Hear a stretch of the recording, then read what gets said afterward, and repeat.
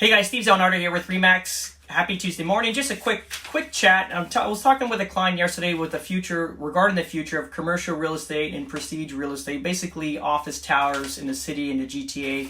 And it sounds pretty dire. We're thinking that it's ultimately what's going to happen is businesses are going to start slashing their office space, and these buildings will become vacant. It's going to put a lot of pressure on the market, and it's going to be quite a disaster.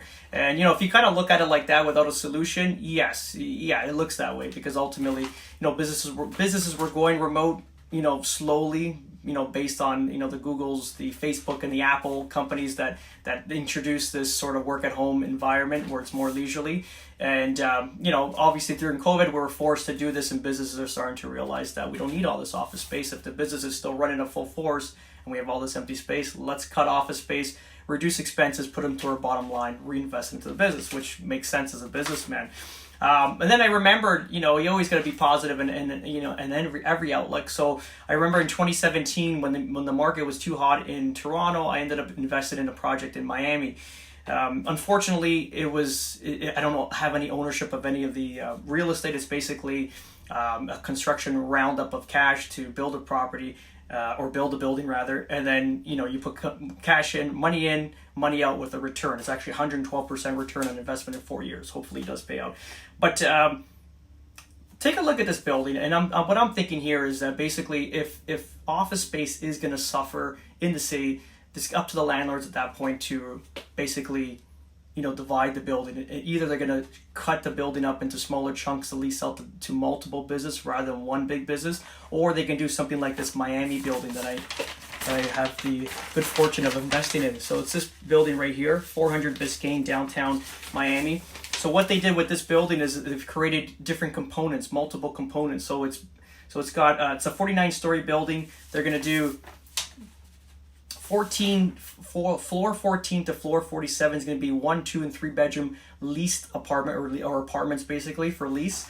And then what they did too is they incorporated office space, 48,000 square feet of office space, and then they integrated another 3,000 square feet of retail. Plus they actually integrated a church into this building. So if it's basically a city in one structure, which is great.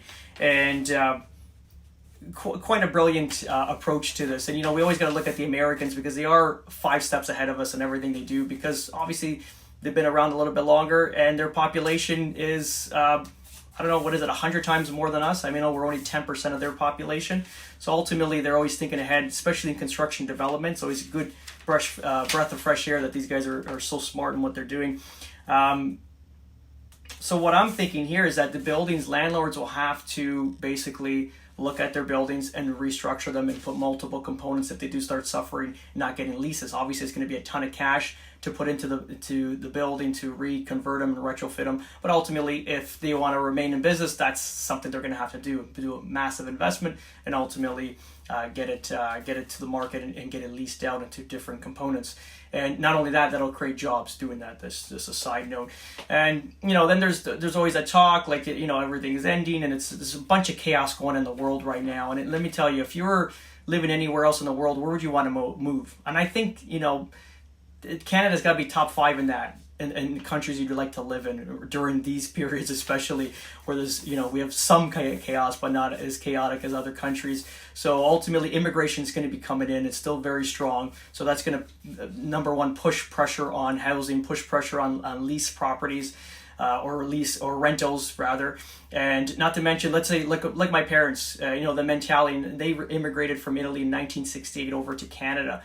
And it wasn't even chaotic. It was just there was no employment. So they basically said, better off in Canada. We can build a better future for our family. And and thank God they did, which gave us a good opportunity here. But ultimately, how many people around the world right now are thinking the same way as my parents did in 1968, where let's move to Canada. It's a good country.